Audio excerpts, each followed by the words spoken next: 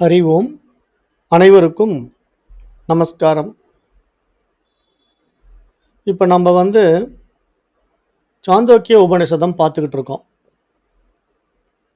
இப்போ இந்த சாந்தோக்கிய உபநிஷத்தில் கடந்த வகுப்பில் பார்க்கும்போது பூம வித்யா அப்படிங்கிற ஒரு இடத்துல தொடங்கிட்டு நம்ம வகுப்பை நேரம் இல்லாமல் முடிச்சிட்டோம். இப்போ அந்த பூம வித்யா அப்படிங்கிற பகுதி என்ன அப்படின்னு பார்த்தீங்கன்னா, நாரத மகரிஷியும் சனகாதி முனிவர்களில் ஒருவராக இருக்கின்ற சனத்குமாரர் என்ற ரிஷியும் ஒருவருக்கு ஒருவர் கலந்துரையாடுவது போல இருக்கக்கூடிய ஒரு பகுதி தான் பூம வித்யா. இது சாந்தோக்கிய உபனிஷத்துல ஒரு சிறப்பு வாய்ந்த பகுதி. இப்போ இந்த பகுதியில் என்ன விஷயம் சொல்ல வராங்க அப்படின்னா, இப்போ பூமா அப்படின்னா மிக பெரியது அப்படின்னு நம்ம அர்த்தம். அப்போ இங்கே எது மிக பெரியதோ அதை பற்றி நாம் இங்கே தெரிந்து கொள்ள வேண்டியது தான் உண்மையிலேயே நம்ம தெரிந்து கொள்ள வேண்டிய விஷயம். அதை தவிர நம்ம வேற எதை தெரிஞ்சுக்கிட்டாலும் அதனால் பிரயோஜனப்படாது. அப்போ இங்கே சாஸ்திரம் என்ன சொல்லுதுன்னா, அந்த மிக பெருசு எதுவோ அதை காட்டி கொடுக்க போகுது. இருக்கிறதுலையே மிக பெரியது மிக உயர்ந்தது எதுவோ அதை காட்டி கொடுக்க போகுது. இப்போ நாரத மகரிஷி இந்த இவரை சந்திக்கும் போது, சனகாதி முனிவர்களில் ஒருவராக இருக்கின்ற சனத்குமார ரிஷியை சந்திக்கும் போது, ஐயா எது மிக உயர்ந்ததோ பெரியதோ அதை நீங்கள் எனக்கு சொல்லுங்கள் அப்படின்னு கேட்குறாரு. அப்படி கேட்கும்போது ரிஷி என்ன சொல்றாருன்னா, சனத்குமாரர், சரி நான் ஓரளவுக்கு தெரிஞ்ச விஷயத்த சொல்றதுக்கு முன்னாடி நீங்க என்னென்ன தெரிஞ்சுக்கிட்டு இருக்கீங்க அதை கொஞ்சம் சொல்லுங்க அப்படின்னு கேட்கும்போது தான் இந்த நாரத மகரிஷி ஒரு பெரிய லிஸ்ட்டே கொடுக்குறாருன்னு நான் பார்த்தோம். அந்த லிஸ்ட் என்ன? 4 வேதங்கள் தெரியும், 5வது வேதமான மகாபாரதம் தெரியும், இதிகாசங்கள்ல ராமாயணம் தெரியும், அப்புறம் எனக்கு ஜோதிட சாஸ்திரம், வானவியல் சாஸ்திரம், தர்க்க சாஸ்திரம், நீதிநெறி சாஸ்திரம், போர்க்கலை, அப்புறம் மருத்துவம், ஆயுர்வேத மருத்துவம், கருட வித்யா, அப்புறம் நிறைய மந்திரங்கள், ஜபதபங்கள் அப்படின்னு ஏகப்பட்ட விஷயங்கள் அவர் அப்படியே எடுத்து விட்டுக்கிட்டே இருக்காரு. ஒரு பெரிய லிஸ்டே போட்டாரு. அப்போ இதை கேட்ட உடனே மிக உயரிய ரிஷியான சனத்குமாரர் என்ன சொல்லிட்டாருன்னா, நாரதா இது எல்லாம் வெறும் சப்தங்கள் அப்படின்ட்டாரு. வெறும் சப்தங்கள், அவ்வளோதான், ஒன்றுமே இல்லைப்பா, வெறும் சப்தம் இதெல்லாம் அப்படின்ட்டார். அப்படியே நாரத மகரிஷிக்கு பொசுக்குன்னு ஆயிடுச்சு. என்ன நான் இவ்வளோ விஷயங்கள் படித்தேன்னு சொல்கிறேன், 4 வேதங்களையே கரைச்சி குடிச்சிருக்கேங்கிறேன், அப்புறம் மருத்துவம் தெரிஞ்சிருக்கு, வானவியல் எல்லாம் என்ன, ஆஸ்ட்ரானமி, அதாவது இங்கிருந்தே பூமி பந்திலிருந்து சூரியன் எத்தனை தூரத்தில் இருக்குது, சந்திரன் என்ன பண்ணிட்டு இருக்குங்கிறதெல்லாம் கணிக்கக்கூடிய ஒரு சாஸ்திரம். அப்போ அது மாதிரி இந்த ஒட்டுமொத்த பிரபஞ்சத்தையே தன் கையில் வச்சுக்கிட்டு இருக்கிறாங்கிற ஒரு அகங்காரத்தில் சொல்லக்கூடிய வார்த்தையை இவர் ரொம்ப சாதாரணமாக சனத்குமாரர் என்ன சொல்லிட்டாரு, வெறும் சப்தம்ட்டாரு. அதை கேட்ட உடனே நாரதருக்கு பொசுக்குன்னு ஆயிடுச்சு. என்னங்க இப்படி சொல்லிட்டீங்க அப்படின்றாரு. ஆமாம், அது வெறும் சப்தம் தான் நாரதா. இந்த கலைகள் எல்லாம் கற்றேன் என்றாலும் அதன் வெறும் சொற்பொருளை மட்டும்தான் நீ அறிந்திருக்கின்றாய். அந்த மிகப்பெரிய விஷயத்தை அறிந்ததற்கு ஈடாகாது நாரதா அப்படின்ட்டாரு. ஏன்னா பூமான்னா மிக உயரியது மிக பெரியதுன்னு அர்த்தம். அந்த மிகப்பெரியதை தெரிந்து கொள்ளாம மீதி எல்லாம் நீ தெரிஞ்சு வச்சு என்னப்பா பண்ண போற? ஏதாவது பயன் இருக்கா? ஒரு பயனும் இல்லை. அதை பல 5000 ஆண்டுகளுக்கு முன்னாடி இந்த ரிஷிகள் சொன்னாங்க. 2000 ஆண்டுகளுக்கு முன்னாடி திருவள்ளுவர் சொல்றாரு, கற்றதனால் ஆய பயனென்கொள் வாளறிவன் நற்றால் தொழாரெனின் அப்படின்னு திருவள்ளுவருடைய திருக்குறள் இது அழகா சொல்லும். ஒருத்தர் என்ன வேணா படிச்சிருக்கலாம், நான் பெரிய எம்பிபிஎஸ் டாக்டர், நான் ப்ரொஃபஸர், நான் அட்வொகேட், நான் என்ஜினியர் அப்படின்னு அவன் உலகத்தில் என்னென்ன படிப்பு இருக்கோ அத்தனையும் அவன் பெருமைப்பட்டு அதை தன்னுடைய பெயருக்கு பின்னாடி போட்டுக்கலாம். ஆனால் கற்றதனால் ஆய பயன் என்கொள் வாளறிவன் நற்றால் தொழாரெனின் அப்படின்னு 2000 ஆண்டுகளுக்கு முன்னாடி திருவள்ளுவர் சொல்லிட்டார். அப்போ ஒரு மனிதன் எவ்வளவு படிச்சிருந்தாலும் அந்த படிப்பெல்லாம் வெறும் சப்தம் தான், ஒரு பிரயோஜனமும் கிடையாது. அப்போ எதுதான் உண்மையிலே தெரிஞ்சுக்கணும்? வாளறிவன், இறைவன், பூமா, எது பெரியதோ எது உயர்ந்ததோ அதை தெரிந்து கொள்ள வேண்டும். எதை அறிந்து கொண்டால் எல்லாம் அறிந்ததாகுமோ அதை அறிவதே அறிவு. இதுதான் உபனிஷத் சாரம். அதை யார் அறிந்து கொள்ள முடியும்? ஒரு எருமை அறிஞ்சுக்க முடியுமா? ஒரு பசு அறிந்துக்க முடியுமா? இல்ல ஒரு காக்கா, குருவி எதுவுமே அறிந்து கொள்ள முடியாது. படைக்கப்பட்ட ஜீவராசிகளில ஒரு அறிவு தாவரத்துல தொடங்கி 5 அறிவு பரிமாணத்துக்குள்ள வந்திருக்கிற மிருகங்கள் வரைக்கும் எதுவுமே இறைவனை தெரிந்து கொள்ள முடியாது. பூமாவை எதுவுமே தெரிந்து கொள்ள முடியாது. ஆனால் மனிதன் தனக்கு கொடுக்கப்பட்ட பகுத்தறிவு பரிமாணம் இருக்கு இல்லையா? 6ஆம் அறிவு பரிமாணம். அதைக் கொண்டு மனிதன் அறிந்து கொள்ள முடியும். அப்ப இந்த 6ஆம் அறிவு பரிமாணத்தை வந்து மனிதன் பயன்படுத்துவது எப்படின்னா, விவேகத்தினால விழித்துக் கொள்ளும்போது தான். சும்மா 6ஆம் அறிவு பரிமாணம்ங்கிறதுக்காக வெறும் எண்ணங்களை எல்லாம் ஏற்றி வைத்துக் கொண்டு இதுதான் 6ஆம் அறிவு அப்படின்னு சொல்லிடக்கூடாது. ஏன்னா 6ஆம் அறிவுங்கிறது என்ன? ஒரு சிந்தனா சக்தி, ஒரு பகுத்தறியும் விஷயம். அப்ப இந்த பகுத்தறியும் விஷயம், இந்த சிந்தனா சக்திய வச்சுக்கிட்டு எனக்கு எல்லாம் தெரிஞ்சிருச்சுன்னு சொல்லக்கூடாது. ஏன்னா, இங்க பகுத்தறிவு, சிந்தனா சக்திய வச்சு எத தெரிஞ்சுக்கணுமோ, அத தெரிஞ்சுக்கணும். அதுதான் பூமா. அப்ப அந்த பூமாவை தெரிந்து கொள்ள வேண்டும். இப்ப நாம சொல்லலாம். இப்ப நம்ம இவ்வளவு படிச்சிருக்கோம், அவ்வளவு படிச்சிருக்கோம். இன்றைக்கெல்லாம் நெறைய கல்வி முறைகள் வந்துடுச்சு. அன்னைக்கெல்லாம் இவ்வளவு கல்வி முறைகள் கிடையாது. இன்னைக்கு ஏதேதோ படிப்பெல்லாம் பேர் சொல்லிக்கிறாங்க. அப்புறம் நான் ஃபாரின் ரிட்டர்ன் வேற சொல்றாங்க. எஃப்ஆர்சிஹெச், எஃப்எஸ்ஹெச் என்னமோ பேர் போட்டுக்கிறான். அப்ப இந்த மாரி பல நாடுகள்ல போய் படிச்சுட்டு வந்து அந்த படிப்பு படிச்சுட்டேன், இந்த படிப்பு படிச்சுட்டேன்னு சொல்லி பெருமை அடிச்சுக்கிறாங்க. ஆனா, இந்த படிப்புனால ஒரு பயனும் கிடையாது. ஏன்னா, அதெல்லாம் வந்து ஒரு பொருளாதாரத்தை பயன்படுத்திக்கலாம். அந்த படிப்ப வச்சு பணம் சம்பாதிச்சுக்கலாம். ஆனா, அந்த படிப்பெல்லாம் இன்னைக்கு அப்படிதான் இருக்கவும் செய்யுது. ஏன்னா, நம்ம நடைமுறையில பார்க்கிறோம் இல்லையா? நம்ம பார்க்கிற பெரும்பாலான மனிதர்கள் வந்து படிச்ச படிப்ப வச்சு என்ன பண்ணிட்டு இருக்காங்க? இந்த சமுதாயத்துக்கு சேவை செய்றாங்களா? கிடையாது. படிச்சவங்க பூரா பார்த்தீங்கன்னா, மக்கள ஏமாத்துறாங்க. ஏன்னா, இன்றைய படிப்பு அப்படிதான் மக்களுக்கு குடுத்துருக்கு. அதாவது எப்படியெல்லாம் கிரிமினல் தனமா ஏமாத்தலாம் அப்படிங்கிற ஒரு கெட்ட புத்திய தான் இன்றைக்கு வளர்த்து வச்சிருக்கே தவிர, ஒருவன் தன்னை அறிந்து தன்மயமாவதற்கோ, பரமனை தெரிந்து கொள்வதற்கோ இந்த பாடத்திட்டங்கள் எதுவுமே பயன்படாதுங்கிறத நம்ம நடைமுறையில பார்க்கிறோம். அதனுடைய அவல நிலைய தான் நம்ம இன்றைக்கு வாழ்க்கை முறையாவும் பார்க்கிறோம். ஏன்னா, இன்றைக்கு வாழ்க்கை முறை எவ்வளவு மோசமா இருக்கு பார்த்தீங்களா? மனிதர்களுடைய வாழ்க்கை முறைகள் எல்லாம். அது ஏன் இப்படி மோசமாச்சுன்னா, இது போன்ற கல்வி. இந்த மாரி கல்விகள் வந்து என்னன்னா, பணத்தை நோக்கி பிரதானமாக ஓடுகின்ற கல்வி. அப்ப இங்க அவனுக்கு வந்து பணம் தான் பெருசு. அதுக்காக என்ன வேணா செய்வான். இன்றைக்கு எல்லா துறைகளிலும் பார்க்கலாம். இப்ப நம்ம கல்வி எவ்வளவு தரக்குறைவா இருக்கு அப்படிங்கிறத நீங்க மருத்துவத் துறையில பார்க்கலாம். மருத்துவத் துறை தான் இருக்கிறதுலயே கடவுள் மாரி பார்க்கிற துறை. ஏன்னா கடவுள் காப்பாத்துறாரு இல்லையா? அது மாரி மருத்துவர்கள் மனிதனை காப்பாத்துறாங்க இல்லையா? அப்ப அதனால மனிதர்கள் வந்து கடவுளுக்கு அப்புறம் யார தெரியுமா? கடவுள் மாரி பார்ப்பாங்க. மருத்துவர்களை தான் கடவுள் மாரி பார்ப்பாங்க. ஆனா அந்த மருத்துவர்கள் பண்ற அக்கறம் இருக்குல்ல, அது நம்ம நேர்ல போய் இப்போ ஒரு ஹாஸ்பிட்டல் நீங்க பார்த்தீங்கன்னா தெரியும். அதாவது பிரைவேட் ஹாஸ்பிட்டல்ல பணம் இருக்கிறவங்களுக்கு தெரியாது. பிரைவேட் ஹாஸ்பிட்டல்ல வந்து போய் அட்மிட் ஆயிட்டு பணத்த செலவு பண்ணிட்டு வரவங்களுக்கு தெரியாது. கவர்ன்மென்ட் ஹாஸ்பிட்டல்ல போய் பாருங்க. எல்லாம் காசு. எதுக்கு எடுத்தாலும் காசு. அப்புறம் அங்க வந்து பார்த்தீங்கன்னா, பணம் அறக்கிற இடத்துல காசு. அவன் அவன் துக்கத்துல அழுதுகிட்டு இருப்பான். அத பத்தி அவனுக்கு கவலையே இல்ல. பணத்த வச்சுட்டு வேற வேலைய பாரும்பான். மனசாட்சியே இருக்காது. அப்படிதான் நெறைய பேர் இருக்காங்க. ஆனா அவங்கலாம் மருத்துவம் படிச்சிருக்காங்க. அதாவது மருத்துவம் என்பது ஒரு சேவைக்காக உருவாக்கப்பட்ட ஒரு கல்வி முறைய வந்து காசாக்க கத்துக்கிட்டாங்க இன்னைக்கு. அப்படிதான் இன்றைய கல்வி முறையெல்லாம் போயிடுச்சு.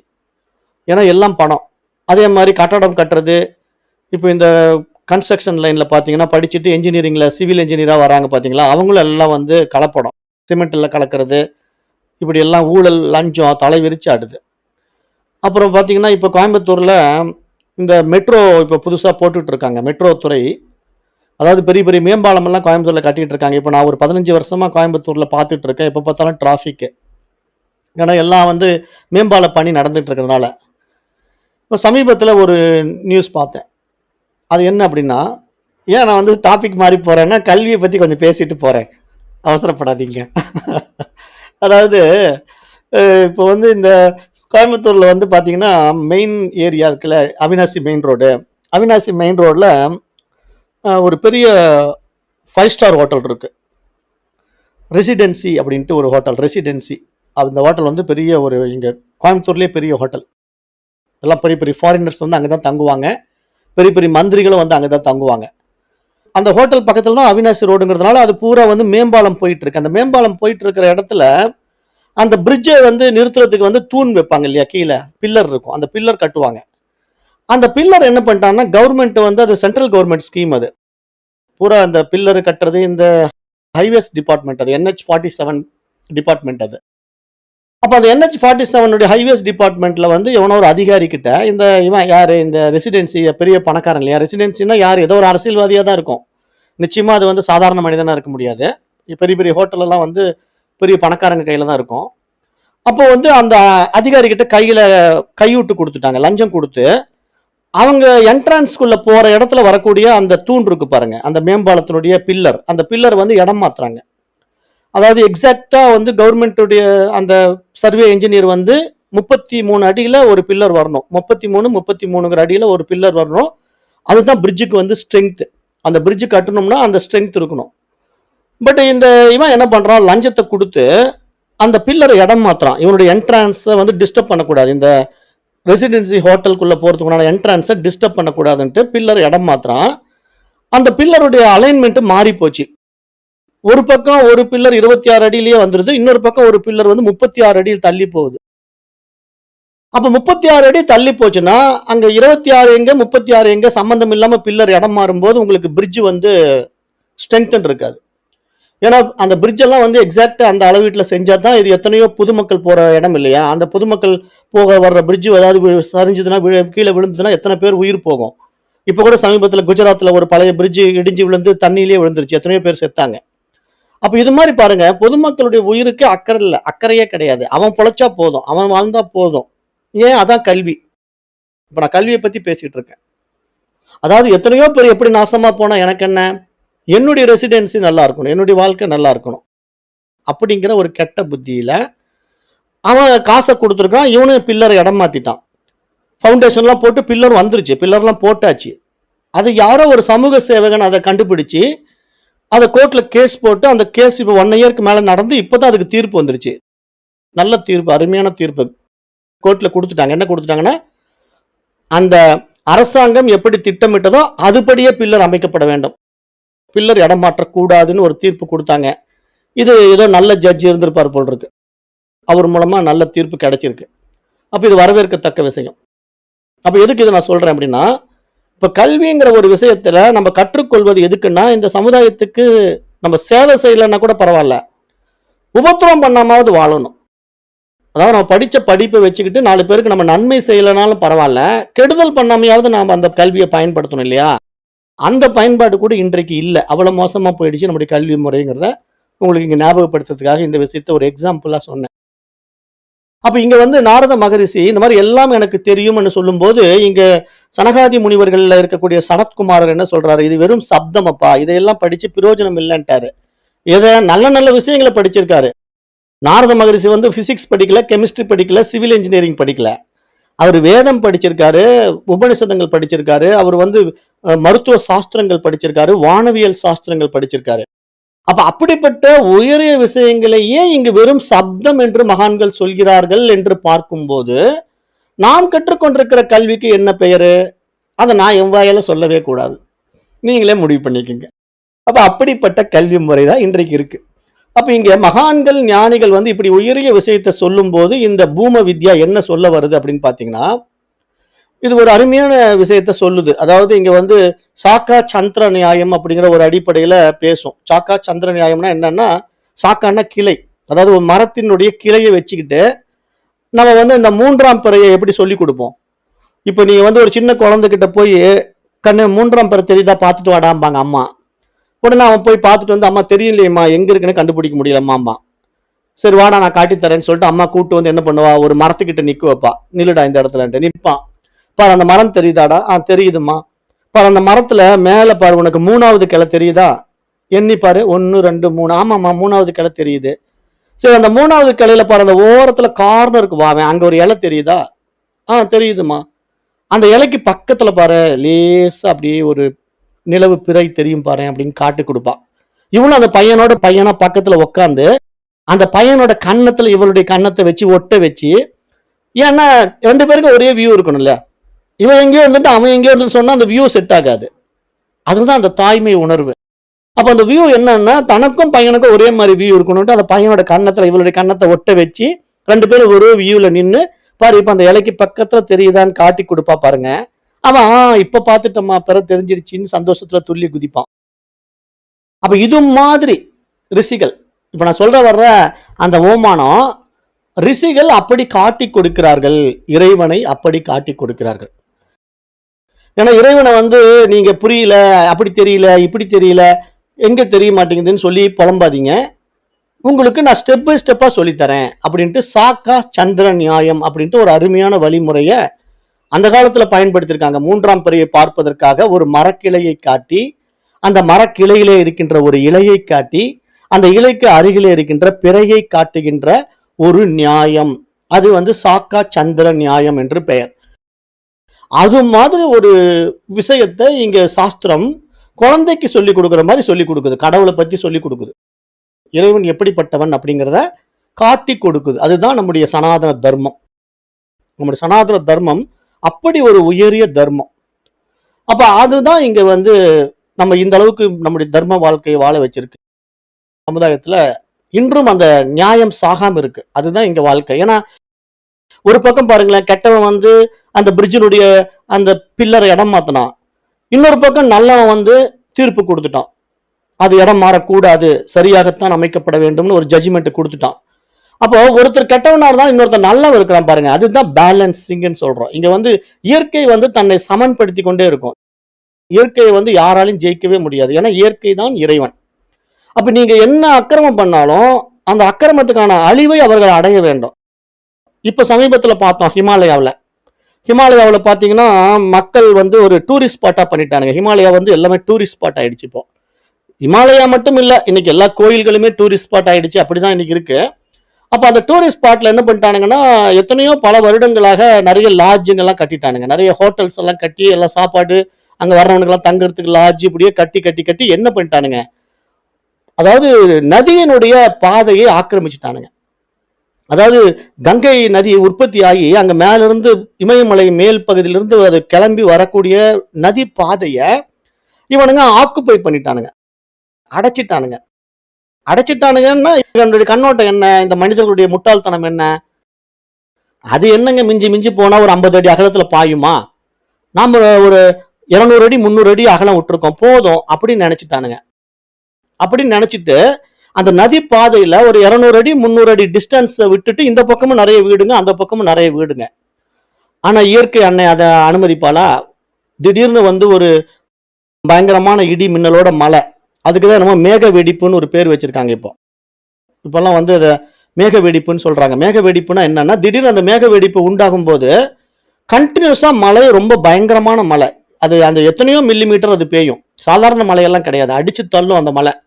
அப்ப அந்த மாதிரி ஒரு பயங்கரமான மழை இமயமலையில மேல பேஞ்ச உடனே அப்படியே காட்டாற்று வெள்ளம் அப்படியே புரண்டுகிட்டு வருது பாருங்க. அந்த வெள்ளம் அது அப்படியே வந்து அந்த ரிவர் பாதையில தான் வருது. ஆனா வந்தது திரும்ப முடியல. வந்த வேகத்துல அப்படியே அங்க இருக்கிற கட்டடங்களை பூரா அடிச்சு தூக்கிட்டு அப்படியே ஒரு அதனுடைய பாதையை சரி பண்ணி அப்புறம் திருப்பி அது அதனுடைய பாதையில போக ஆரம்பிக்கும். ஏன்னா அது பொறுத்த வரைக்கும் அது பாதையில போகுது. அந்த பாதையை அடைச்சவன் யாரு? மனிதன் தானே. இதுதான் சிவில் இன்ஜினியரிங் டெக்னாலஜி. இன்னைக்கு படிச்ச சிவில் இன்ஜினியரிங் எல்லாம் இப்படிதான் இருக்கானுங்க. அதுதான் நான் சொல்றேன், கல்வி முறை வந்து இயற்கையை கேடு பண்ணி வாழுகின்ற கல்வி முறை. அதாவது இயற்கையே கெடுப்பான், இவன் வாழ்ந்தா போதும், சுயநலம். ஏன்னா இவன் இயற்கைக்கு வேறாக இருக்கிறதா இவனுக்கு ஒரு நினைப்பு. அதுக்கு என்ன காரணம்? அவன் படிச்ச படிப்பு அப்படி. அப்ப இயற்கையை வந்து சீர்கேடு அடைய வச்சு இவன் வந்து கட்டடம் கட்டி அதுல லாட்ஜ் வச்சு சம்பாதிச்சுக்கிட்டு இருப்பான். அப்ப இயற்கை அதை அனுமதிக்குமா? எங்கெல்லாம் வந்து சமன்பாடு குறையுதோ அங்கெல்லாம் இயற்கை தன்னைத்தானே சமன்படுத்தி கொள்ளும். அதுதான் இறைவன், அதுதான் இயற்கை. அப்ப இங்க வந்து அதை யாராலையும் வெல்லவே முடியாது. ஏன்னா மனிதன் வந்து இவனுடைய புத்திசாலித்தனத்தெல்லாம் அதுகிட்ட காட்டவே முடியாது. ஏன்னா அது பேரறிவு, இவன் வந்து சிற்றறிவாளன். இவன் வந்து சும்மா கொஞ்சோண்டு அறிவை வந்து புற அறிவை படிச்சுட்டு இவன் எல்லாம் தெரிஞ்சிடுச்சுன்னு சொன்னான்னா, இயற்கை எப்படிப்பட்ட ஒரு ரித்தம்ல வேலை செஞ்சிட்டு இருக்கு? அதனுடைய ரித்தம் எப்படி? இயற்கையை நீங்க கவனிச்சு பாருங்க. ஒரு ஆலமர விதை தான், திருப்பியும் அதே உத்தாலகர் சொல்ற விஷயம்தான்.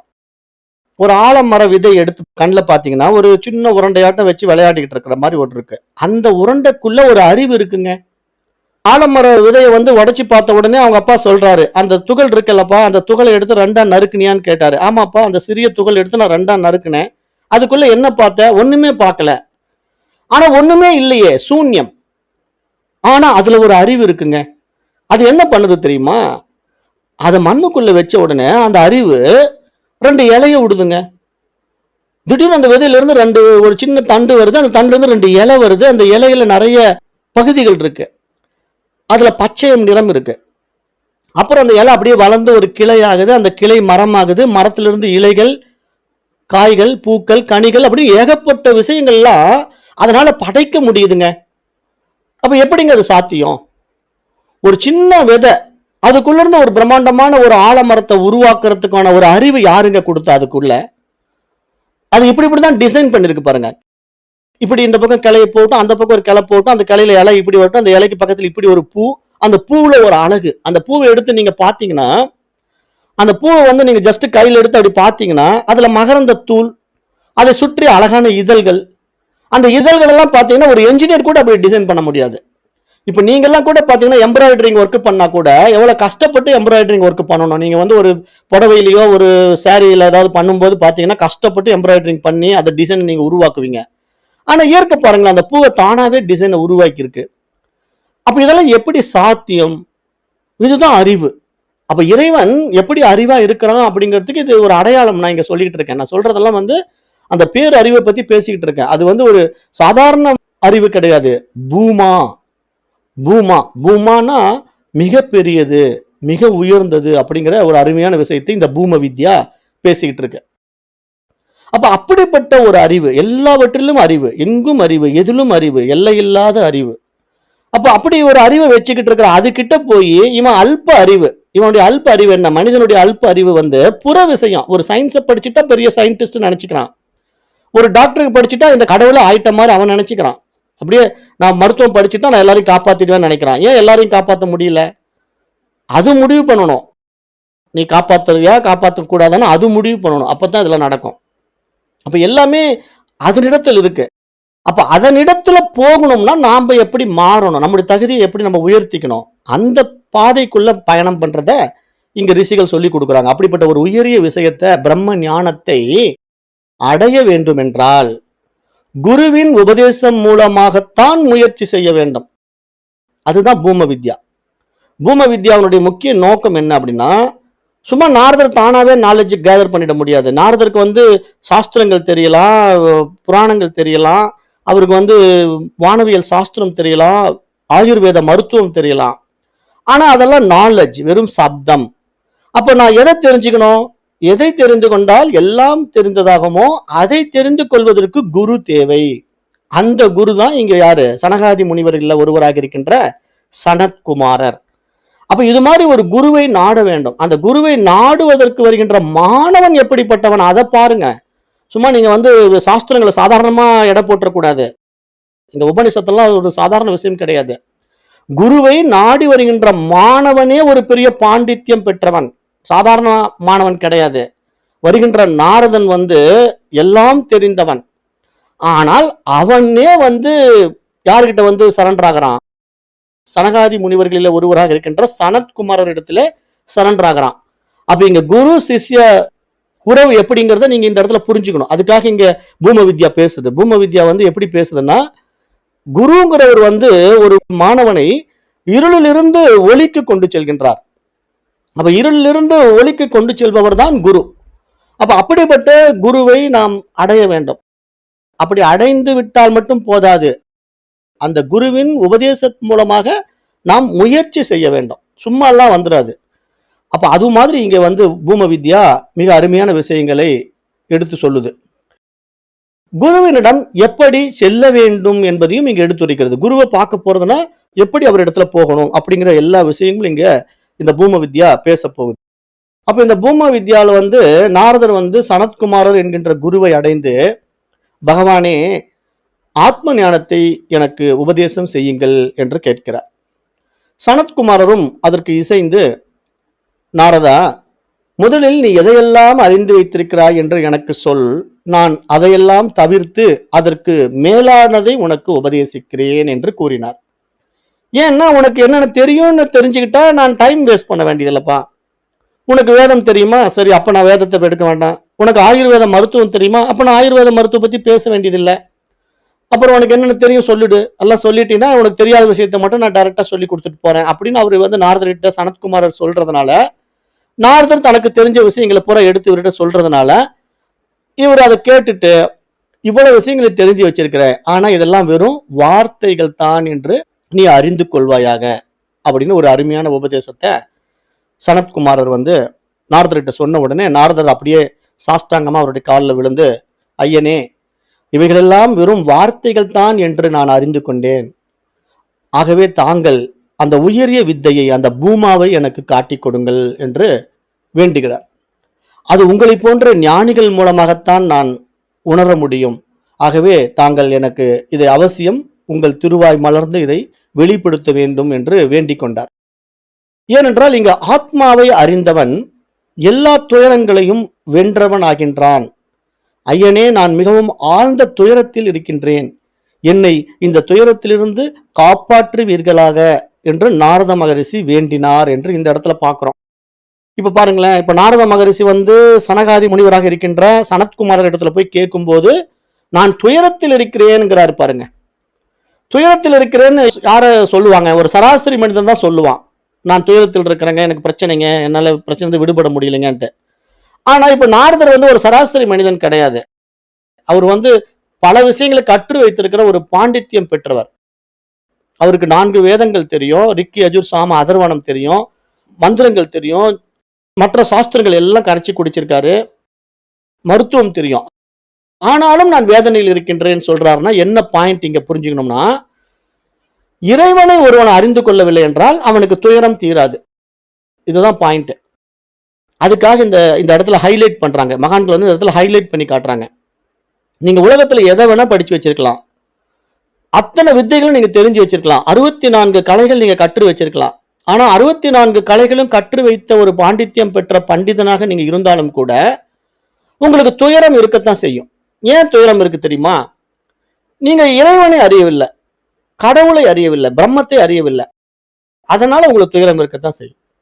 அப்ப துயரம் நீங்க வேண்டுமானால் அந்த ஆத்மாவை, அந்த பரமனை, அந்த இறைவனை அறிந்தால் மட்டும்தான் துயரம் தீரும். இல்லைன்னா துயரம் தீரவே தீராது. ஏன்னா மத்த என்ன வேணா நீங்க படிச்சிருங்க, எல்லாமே வேஸ்ட். அததான் இங்க அழகா சொல்றாரு. மகானே, என்னை துயரத்திலிருந்து காப்பாற்றுவீர்களாக என்று நாரதர் வேண்டினார். சனத்குமாரர் கூறத் தொடங்கினார். அதுக்கு பேர் வந்து ஆத்மஸ்துதி. நாரதரே, இந்த ஞானத்தை அடைய வேண்டும் என்றால் அதற்கான ஒரு உந்துதல் இருக்க வேண்டும். நம்மிடம் இருக்கின்ற சாதாரண புற அறிவினால் எல்லா துயரங்களையும் நிரந்தரமாக போக்கிக் கொண்டு ஆனந்தத்தை அடைய முடியவே முடியாது என்பதை உன்னுடைய மனதால் நீ நன்கு உணர வேண்டும் என்று இங்க முதல் வாக்கியத்தை உபதேசிக்கிறார். இங்க சனகாதி முனிவர்களிலே ஒருவராக இருக்கின்ற சனத்குமாரர் நாரதருக்கு சொல்லுகின்ற முதல் அறிவுரை என்ன அப்படின்னா, இந்த ஞானத்தை அடைய வேண்டும் என்ற உந்துதல் இருக்க வேண்டும். அது நம்மிடம் இருக்கின்ற புற அறிவினாலே எல்லா துயரங்களும் நாம் நிரந்தரமாக போக்கி ஆனந்தத்தை அடைய முடியும் என்று நினைப்பது நம்முடைய அஞ்ஞானம், நம்முடைய அறியாமை என்பதை நீ மனதினால் நன்கு உணர வேண்டும் என்று இங்கு எடுத்து சொல்லும்போது நாரதரும் அதை நன்கு உணர்ந்தார். ஆமையனே, இவ்வாறே நான் மனநிலையில் சிக்கிக் கொண்டிருந்தேன், ஆகவே தாங்கள் தான் இதற்கான விமோசனத்தை எனக்கு காட்டிக் கொடுக்க வேண்டும் என்று அவர் கேட்கவே, சனகாதி முனிவர்களே ஒருவராக இருக்கின்ற சனத்குமாரர் சொல்றார், குருவிடம் செல்லும் போது நம்மிடம் இருக்கின்ற புற அறிவையெல்லாம் நீக்கி விட்டு செல்ல வேண்டும் என்று அடுத்த ஒரு அருமையான விஷயத்தை சொல்றார். என்ன சொல்றாருன்னா, இப்ப இது மாதிரி பாடங்களை படிக்க வரும்போது எனக்கு அது தெரியும், இது தெரியும், நான் எல்லாம் கத்து வச்சிருக்கேன்னு நீங்க சொல்லவே கூடாது. ஏன்னா நாரதரை விட பெரிய ஆளா நாமெல்லாம்? நம்ம நாரதர் மாதிரி எல்லாம் படிச்சுட்டோமா?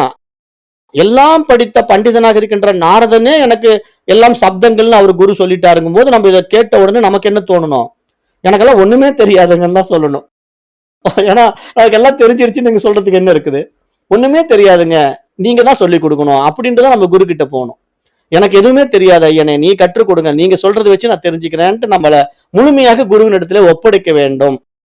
அதுதான் இங்க அடுத்த பாயிண்ட். குருவிடம் செல்லும் போது நம்மிடம் இருக்கின்ற எல்லா புற அறிவையும் எல்லா அகங்கார அறிவுரைகளையும் நீக்கி விட்டு செல்ல வேண்டும்.